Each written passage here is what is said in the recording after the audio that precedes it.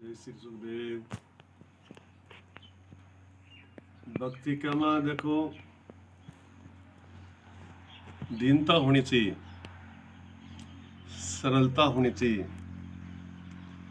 अगर दीनता नहीं है तो उसमें भक्ति नहीं आएगी। तो एक भगत अपने गुरुदेव से विनय कर रहे हैं कि हे गुरु महाराज, आपकी अटरिया है, आपकी जो जहाँ रहते हो वो मंजिल है, बहुत ऊंची है, और हम संसारी जीव हैं, अविद्या हम पड़े हुए हैं, आप तक कैसे पहुंचे?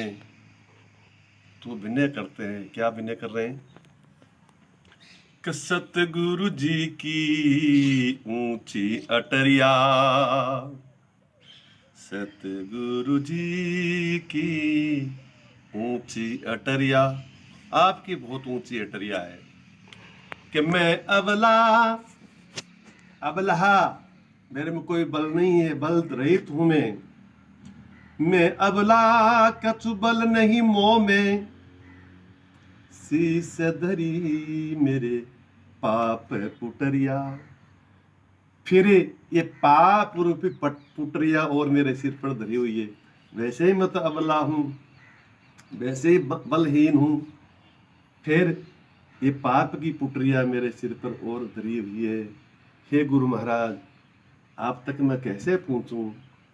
कि कर्म भरम की बेड़ी न जकड़ी, कर्म भरम, ये कर्मों की बेड़ी, ये कर्म जब तक, कर्म शुभ और अशुभ कर्म जब तक है, पाप और पुण्य है, जब तक महाराज जीव का छुटकारा होता नहीं है। पुण्य करने वाला स्वर्ग में और पाप करने वाला नरक में।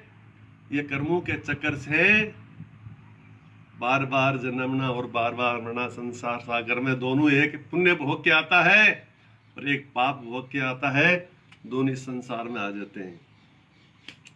इसलिए जब तक कर्म है, जब तक उसका जन्म मरण नहीं मिटेगा।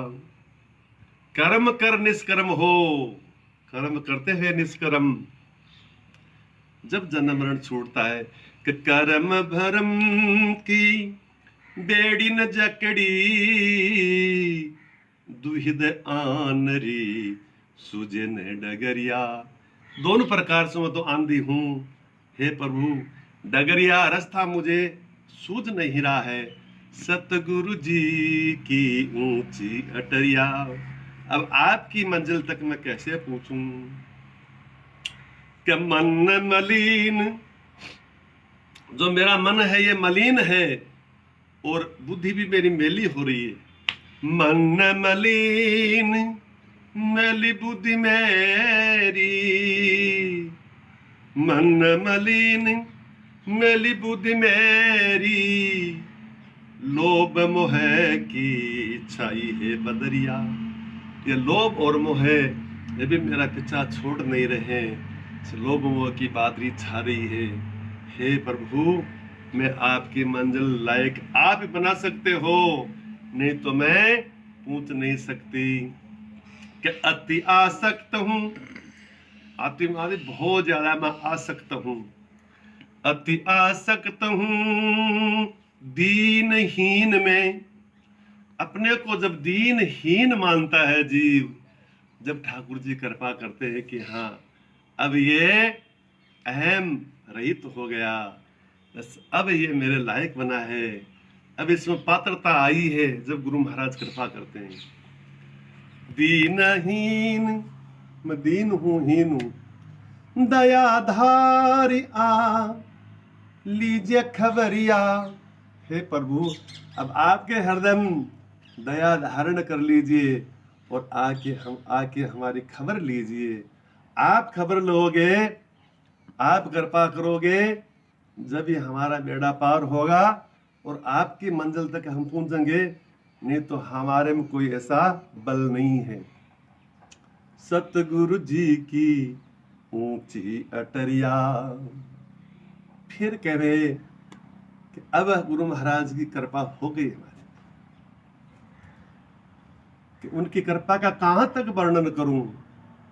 जुगल माधुरी कहा मुख बरनू, जुगल माधुरी कहा मुख बरनू, प्रेमानंद प्रेम रूपी आनंद सरस उर भरिया। सरस गुरु महाराज है, हमारे अंदर प्रेम रूपी आनंद भर दिया। तो प्रेम स्वरूप तो ठाकुर जी हैं। प्रेमानंद सरस उर भरिया, सतगुरु जी की ऊंची अटरिया। जब गुरु महाराज ने कृपा करी तो सारी वासना, सारी अविद्या दूर हो गई। तो फिर कोई वासना रही नहीं। दूसरी वासना के लिए, संसारी कोई भी कामना के लिए जब कोई जगह ही नहीं रही तो दूसरी कहाँ वास करेगी। रहम जी महाराज कहते हैं, भरी सराय रहम लक आप पतिक फिर जाए, प्रीतम छवि नैनन बसी पर छवि कहाँ बसाई।